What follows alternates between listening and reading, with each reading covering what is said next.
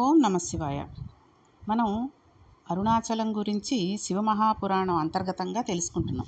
అయితే ఇందులో అరుణాచలంలో గురించి ఎంత చెప్పుకుంటున్నామో అలాగే రమణ మహర్షులను గురించి కూడా మనం అంతలా చెప్పుకోవాలి. అరుణాచలం గురించి ఆ వైభవం గురించి చెప్పుకునేటప్పుడు, ఎందుకంటే అరుణాచలేశ్వరుడే అక్కడ సుబ్రహ్మణ్యేశ్వర స్వామిగా అవతరించి అక్కడ ఉన్నాడు అని అంటారు. భగవాన్ రమణుల గురించి చదివేటప్పుడు కేవలం దానిని ఒక కథాంశంగా చదవకూడదు.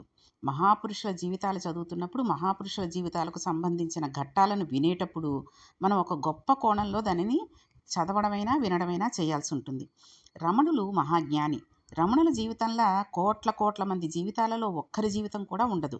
ఆయనకు 17వ ఏట ఎటువంటి భావన కలిగిందో అటువంటి భావనతో వారు శరీరాన్ని విడిచిపెట్టేంత వరకు ఉన్నారు. ఒక జ్ఞాని గురించి చదివి మనం పరవశం పొందాలి. జ్ఞాని చేసిన బోధన మనం పట్టించుకోవాలి తప్పితే, రమణ మహర్షి గురించి మనం చదివి మనం కూడా రమణ మహర్షిలా ఉందామని అనుకుంటే మన జీవితం పాడైపోతుందని బాగా గుర్తుంచుకోవాలి. అలా చేయకూడదు. చాలామంది తమ జీవితాలు ఇలాగే అయోమయం చేసుకుంటూ ఉంటారు. మహాపురుషులను మనం అనుకరించరాదు. మనం మహాపురుషులు అయిపోయిన తర్వాత మన నడవడి ఒకలా ఉంటుంది. దానికి మన ప్రయత్నం అంటూ ఇంకా వేరే ఏం అక్కర్లేదు. మనంతట మనం మహాపురుషులు అయ్యేంత వరకు మనం మహాపురుషులను అనుకరించకూడదు.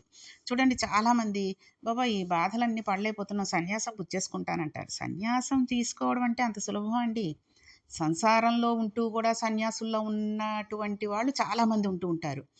ఏదో ఒక విరక్తమైన భావనతోటి ఇంట్లో భార్య పిల్లలు లేదా భర్త పిల్లలు ఉంటారు. తల్లిదండ్రులు అత్తమామలో ఎవరో ఒకళ్ళు ఉంటారు. ఉన్నా సరే వాళ్ళందరూ ఏదో ఉన్నారు, మన పని ఏముంది, మనం వెళ్ళామా ఆఫీస్కి వెళ్ళామా వచ్చామా తిన్నామా పడుకున్నామా అన్నట్టే ఉంటారు తప్పితే ఇంట్లో పనులు ఏం జరుగుతున్నాయి, భార్య ఎలా ఉంది, పిల్లలు ఎలా ఉన్నారు, తల్లిదండ్రులు ఎలా ఉన్నారు, వాళ్ళకి ఏమైనా ఒంట్లో నలతగా ఉందా, లేకపోతే ఏమైనా వాళ్ళు కొనుక్కుంటారా, వాళ్ళ పుట్టినరోజులా పెళ్లి రోజులా ఏమీ గుర్తుండి కూడా గుర్తుండనట్టుగా వాళ్ళు అదొక రకమైన లోకంలో ఉంటూ ఉంటారు. అదే వేరే వాళ్ళ పుట్టినరోజులు, వేరే వాళ్ళ ఫ్రెండ్స్‌వో లేతే ఆఫీస్ వాళ్ళవో అయితే ఇప్పుడు సెల్ ఫోన్‌లలో పొద్దున్నే లేచో లేతే అర్ధరాత్రి 12కో రెడీగా చేసుకొని వీడియోలు పెట్టుకుని అవి వెంటనే పంపించేస్తూ ఉంటారు. అలాంటి వాళ్ళు నేను ఇంక సంసారం అది ఏం చేయలేక మౌనంగా ఉంటున్నానండి ఇంట్లోకెళ్ళిన తర్వాత అంటే అది పరమ దరిద్రంగా ఉంటుంది ఆ మాట. ఎందుకంటే వాళ్ళకి కావాల్సిన సుఖాలు వాళ్ళు పొందుతున్నారు. మానసికంగా అవనియండి, శారీరకంగా అవనియండి, లేకపోతే మా ఈ ఎవరితోటైనా ఫోన్లలో మాట్లాడి కానియండి, ఏదైనా సరే. అటువంటప్పుడు ఇంట్లో తన కోసం ఎంతో కష్టపడి, తన జీవితాన్ని తనకే అంకితం చేసి, ఆ భర్తకే అంకితం చేసి, పిల్లల్ని చూసుకుంటూ, అతని తల్లిదండ్రులని చూసుకుంటూ, ఎంతో పొందిగ్గా సంసారం చేసుకుంటూ ఉన్న భార్యని ఒక మాట మాటాడించడం గానీ, "అయ్యో! తిన్నావా? నీకుందా అన్నం లేదా? నేను తినేస్తున్నాను గదా! నువ్వు తిన్నావా లేదా? ఎంతసేపు ఆ పనులేంటి, ఒక 10 నిమిషాలు రెస్ట్ తీసుకో" అని గాని, పోనీ రోజంతా కష్టపడుతున్నావు గదా! ఇవాళ అలా నాకు సెలవే, ఇవాళ అలా బయటకి తీసుకెడతాను రా, అమ్మ నాన్నని పిల్లలు చూసుకుంటారులే అని కాసేపు ఏ గుడికో, గోపురానికో తీసుకెళ్ళి, అటువంటిది చేస్తే, ఒకరోజు చేస్తే 10 రోజుల దాకా అదొక ఏమంటారంటే న్యూరోబియాన్ ఇంజెక్షన్ ఇచ్చుకుంటే ఎంత వేగంగా బలం వచ్చేస్తుందో అంత బలం వచ్చేస్తుంది ఆ భార్యకి. అలాగే భర్త కూడా కొట్టుకు ఇంటికొచ్చిన తర్వాత వీళ్ళ కోసం అంత రెక్కలు ముక్కలు చేసుకుని ఆఫీస్‌కి వెళ్ళి వచ్చిన తర్వాత ఏదో నువ్వు మగాడివి కాబట్టి సంపాదిస్తున్నావు, ఇస్తున్నావు.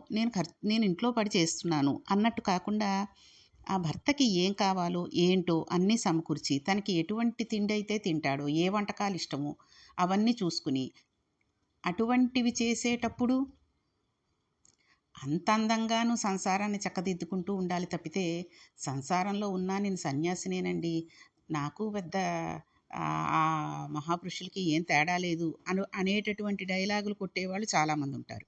ఇంకా పిల్లల పెళ్ళిళ్ళు చేసో, లేకపోతే వాళ్ళ పిల్లల పెళ్ళిళ్ళు చేసినప్పుడు ఏదో అల్లుడికి కూతురికో, లేతే కోడలికి కొడుక్కో ఏవో చిన్న చిన్న గొడవలు రావడం, మళ్ళీ వియ్యాల వారు కలగజేసుకోవడం, లేదంటే ఉద్యోగం పిల్లలకి రాక సతమతమవ్విపోతూ ఉండడం, అనుకున్న టైంలో పిల్లలకి పెళ్ళవ్వకుండా ఉండడం, ఇలాంటి చిరాకులు ప్రతి సంసారంలోనూ ఏదో ఒక రకంగా ఉంటూనే ఉంటాయి. సంసారం అంటే మనం చేసిన పాపపుణ్యాలను బట్టే కదండీ మన జీవితాలుంటాయి. కాబట్టి భగవంతుడు మనకి సంతోషాన్ని ఇస్తూ ఉంటాడు, దుఃఖాన్ని ఇస్తూ ఉంటాడు. అది మనం బేరీజు వేసుకుంటూ జాగ్రత్తగా దుఃఖం వచ్చినప్పుడు బాధపడిపోకుండా, సంతోషం వచ్చినప్పుడు పొంగిపోకుండా, ఆయన మెల్లిగా నడిపిస్తూ ఉండి మనకి ఏం చెయ్యాలి అన్నది చెప్పండి స్వామి అన్నట్టుగా ఆ పరమేశ్వరుడిని కోరుకుంటూ జరగాలి తప్పితే, ఈ చిన్న చిన్న విషయాలకే నేను సన్యాసం స్వీకరించేస్తున్నాను ఇంక రేపటి నుంచి నేను ఇక్కడ బతకలేకపోతున్నాను, ఈ సంసారం చేయలేకపోతున్నాను అనేటటువంటి చాలామంది పిచ్చి డైలాగులు, అక్కర్లేని మాటలు మాట్లాడుతూ ఉంటారు. అది చాలా తప్పు. ఎందుకంటే మనంతట మనం మహాపురుషులయ్యేంత వరకు కూడా మనం మహాపురుషుల్ని అనుకరించకూడదు అంటున్నారు. ఎందుకని? రమణ మహర్షిని అనుకరించి నేను రమణ మహర్షిలా ఉంటాను అంటే ఆయన గోచి పెట్టుకుని తిరిగేవారు. ఓ చోట కూర్చొని తపస్సు చేసుకుంటున్నారంటే కింద తేళ్ళు జరులు కుట్టేస్తున్నా కదలకుండా అలా భగవన్నామస్మరణం చేసుకుంటూ భగవంతుణ్ణి ధ్యానిస్తూ ఆయననే తలుచుకుంటూ గడిపారు. నువ్వు అలా జరపగలవా? గోచి కట్టుకుని బయటికి వెళ్ళగలవా? వెళ్ళలేవు. అందుకని ఆయన చెప్పినది ఏదో అందులోంచి కొంత సారాన్ని తీసుకుని మనం ఆ జ్ఞానాన్ని పొందగలగాలి. ఇకపోతే అజ్ఞానులను కూడా మనం అనుకరించకూడదు. అంతే కదండి. జ్ఞానిని అనుకరించకూడదు, అజ్ఞానిని కూడాను. అజ్ఞాని అంటే తెలివి తక్కువ వాడిని కూడా మనం అనుసరించేసి వాడు అలా చేస్తుంటే ఏమనట్లేదు కానీ నేను చేస్తే ఎందుకలా అంటారు అనే మాటలు అనకూడదు. ఈ 2 విషయాలు కూడా మనం ఎప్పుడూ జీవితంలో బాగా జ్ఞాపకం పెట్టుకోవాలి. మహాపురుషుని జీవితం ఎందుకు మనం చదవాలి అంటే అది చదవడం చేత ఈశ్వరుని అనుగ్రహం కలుగుతుంది. ఒక జ్ఞాని జీవితంలో ఉండే అవస్థలను భగవంతుడు చెప్పిన భగవద్గీతాది విషయాలు ఎలా సమన్వయం జరుగుతాయో, ఎంత ఆశ్చర్యకరమైన రీతిలో ఆ జీవితాలు ఉంటాయో అర్థం చేసుకోవడానికి మాత్రమే మనం దానిని సమన్వయం చేయాలి తప్పితే, రమణల గురించి ఇవాళ విని రేపు మనం కూడా రమణల్లా అయిపోదామనే ప్రయత్నాన్ని ఏ ఒక్క విషయం నందు చేయకూడదు. అలా చేస్తే వ్యక్తుల జీవితాలు అయోమయ వ్యవస్థకు గురి అవుతాయి. అటువంటి పని ఎప్పుడూ చేయకూడదు. మరి దేనిని స్వీకరించాలి అంటే కేవలం వారి ఉపదేశాన్ని మాత్రమే మనం స్వీకరించాలి. వారి జీవితంలో ప్రతిపాదింపబడిన సత్యాన్ని మనం స్వీకరించాలి. వారి జీవితంలోని దశలను గమనిస్తున్నప్పుడు ఒక జ్ఞాని ఎంత గొప్పగా ఉంటాడు అన్నదానిని మనం గమనించాలి. అంతేగాని మనం ఆయనని అనుకరించే ప్రయత్నం చేసినట్లయితే లేనిపోని ఇబ్బందులు వస్తాయి. దానిని మనం బాగా దృష్టిలో పెట్టుకుని ఆ మహాపురుషుల జీవిత చరిత్రలు చదివేటప్పుడు మనం జ్ఞాపకం ఉంచుకోవాలి. అసలు చెప్పాలంటే ఇప్పుడు సమాజంలో ఒక అయోమయావస్థ నెలకొనుంది. ఎవరో పెద్దల గురించి చదివి ఆవేశం చెంది మనం కూడా అలా ఉండవచ్చు అనే నిర్ణయం వచ్చేయడం అనే పోకడ కొంచెం ఎక్కువగా అయిపోయింది. అలా ఉండకూడదు. మనం దేన్నైనా అధ్యయనం చేసేటప్పుడు, విన్నప్పుడు మనం చాలా ప్రశాంత చిత్తులై ఇందులో మనం స్వీకరించవలసిన అంశం ఏముంది అన్నది మనం మన స్థాయిని బట్టి నిర్ణయించుకోవాలి. అంతేగాని మన స్థాయిని మనం గుర్తెరగకుండా ఉపాసకుడు లేనిపోని పరుగులు పెట్టకూడదు. అలా పరుగులు పెడితే ఇబ్బందులు పడిపోతాం. అంటే బోర్లా పడిపోతాం. గృహస్థాశ్రమంలో మన బాధ్యతలను మనం నిర్వర్తిస్తూ తామరాకు మీద నీటి బొట్టులా ఉండాలి. గృహస్థు వేరొక ఆశ్రమంలో ఉన్న వాళ్ళని అనుకరించకూడదు. ముఖ్యంగా గృహస్థు. మనం ఏ ఆశ్రమంలో ఉన్నామో ఆ ఆశ్రమానికి తగినట్టు మాత్రమే మన జీవితాన్ని గడుపుతూ ఉండాలి. గృహస్థులా బతకాలి. బ్రహ్మచారిలా బతకాలి. ఎవరి ఆశ్రమం వారిదే. ఆ ఆశ్రమనియం తప్పి గృహస్థు బ్రహ్మచారిగా బతికినా, బ్రహ్మచారి గృహస్థులా బతికినా, లేదా బ్రహ్మచారి గృహస్థు కలిసి వేరొక ఆశ్రమంలా బతికినా ఇది చాలా అసహ్యకరంగా ఉంటుంది. ఇందాకే మనం చెప్పుకున్నాం కదండి, ఒక గృహస్థు సంసారాన్ని మోయలేను అంటూ ఒక బ్రహ్మచారిగాను, ఒక ఏదో నేను సన్యాసిలాగో ఉంటాను అన్నట్టుగా ఉండకూడదు. అలాగే బ్రహ్మచారి చేయవలసిన విషయాలన్నీ కూడా మనం చెప్పుకున్నాం కదండి. ఏ రకంగా ఉండాలి, దత్తచరిత్రలో చెప్పుకున్నాం బ్రహ్మచారి అన్నవాడు ఎలా ఉండాలి అన్నది. కాబట్టి అతను అలాగే ఉండాలి. అంతేగాని గృహస్థులాగా బతికాడు అంటే అతను బ్రహ్మచారి ఎలా అవుతాడు? అది చాలా అసహ్యంగా ఉంటుంది కదండి. అలా ఎప్పుడు చేయకూడదు. ఏ ఆశ్రమంలో ఉండవలసిన వాళ్ళు ఆ ఆశ్రమంలో ఉన్నట్టే కనబడాలి. లేనిపోని వైరాగ్య ప్రకటనలు, లేనిపోని వాటిని తెచ్చి ఒంటి మీద పోసేసుకుని ప్రవర్తిస్తే అది మన ఉపాసన వేలాడుతున్న స్థితిని చూపిస్తుంది కానీ పరిపక్వతను సూచించదు. దానిని మనం ఎప్పుడూ జ్ఞాపకంలో పెట్టుకుని ఉపాసనను సిద్ధింపజేసుకోవాలి. ఉపాసనను అంటే మనం అనుకున్న పనిని చేసుకోవడం. అసలు ఒక జ్ఞాని ఎలా ఉంటాడో తెలుసా అండి? మనం ఒక చెరుకు కర్రను తీసుకుని వచ్చి ఒక చివరి భాగాన్ని పంటి కింద పట్టి నమిలినట్లయితే అది తియ్యగా ఉంటుంది. మనం చెరుకు కర్రను ఒక మరలోకి పెట్టి నలిపినట్లయితే దాని రసం తియ్యగా ఉంటుంది. మనం ఒక కత్తి తీసుకుని వచ్చి చెరుకు కర్రను నరికేసి దానికి అంటుకున్న తడిని నాలుక మీద వేసుకుని రుచి చూసినట్లయితే అది కూడా తియ్యగా ఉంటుంది. చెరుకు కర్రని మనం ఏం చేసినా అది తియ్యగానే ఉంటుంది. చెరుకు కర్రను మనం ఏం చేసినా చేదుగా మారదు. మానము అవమానము అనే 2 స్థితులు అసలు ఉంటాయి అనే స్థితిని మనం తెలుసుకోవాలి. అందుకని చెరుకు ఎంత తియ్యగా ఉంటుందో జ్ఞానులు అంత నిలకడగా ఉంటారు. వాళ్ళు ఈ 2 స్థితుల్ని ఏమిటది అవమానము, మానము అనే 2 స్థితుల్ని దాటిపోతారు. అలా ఎరక్క స్థితి వేరు. అటువంటి జ్ఞానం తనంత తానుగా కలగాలి. అలా కలిగి నడయాడిన వారు మహాపురుషులవుతారు. అంతేగాని మనం చెరుకు కర్ర నేనయిపోయాను అనే భావనతో నిలబడినట్లయితే చాలా అసహ్యంగా ఉంటుంది కదండి.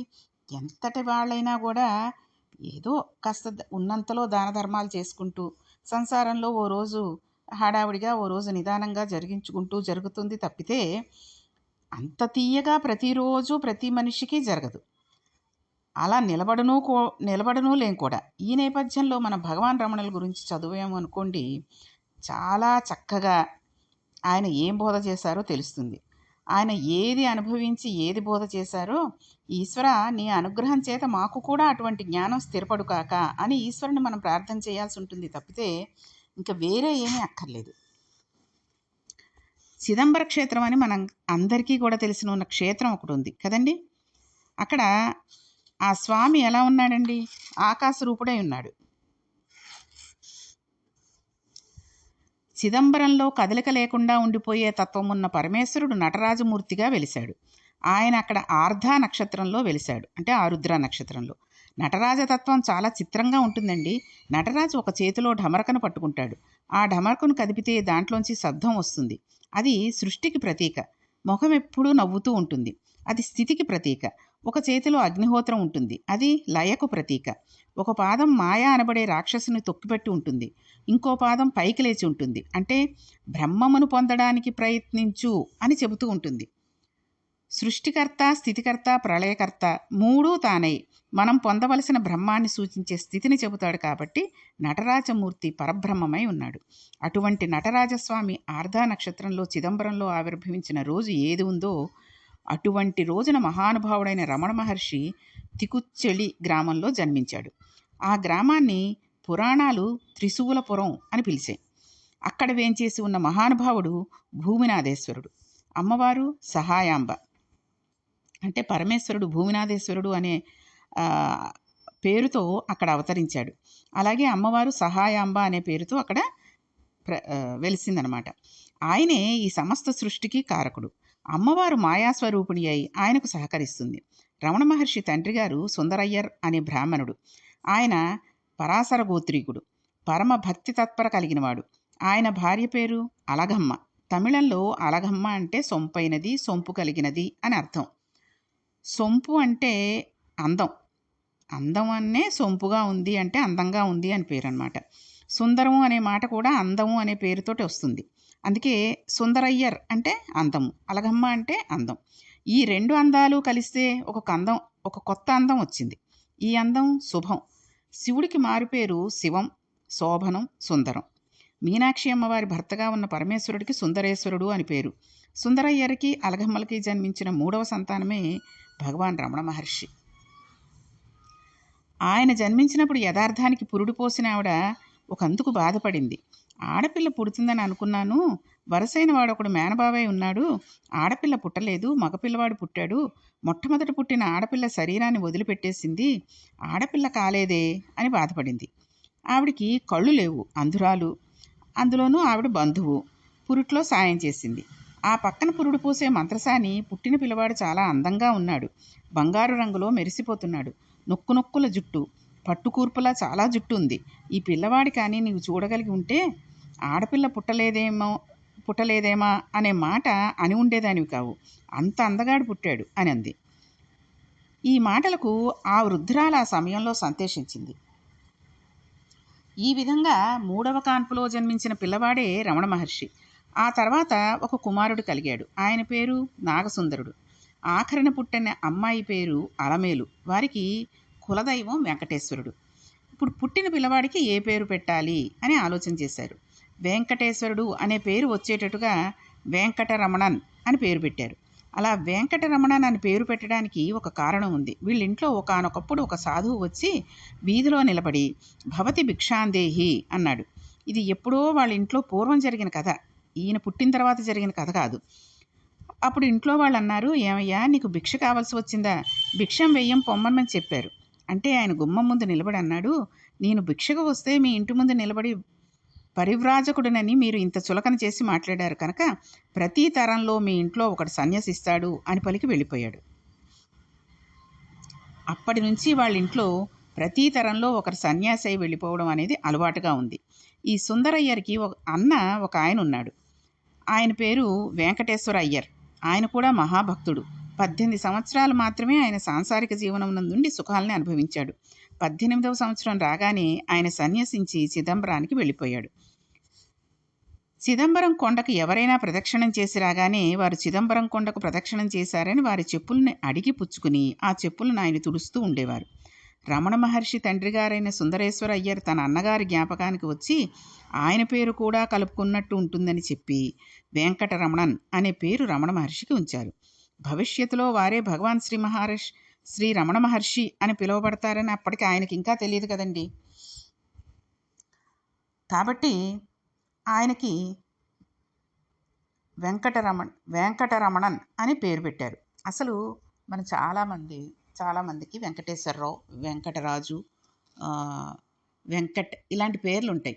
కానీ అందరూ కూడా తెలుగులో రాసేటప్పుడు చేస్తున్న పొరపాటు ఏంటో తెలుసానండి, వేకి దీర్ఘం ఇవ్వట్లే.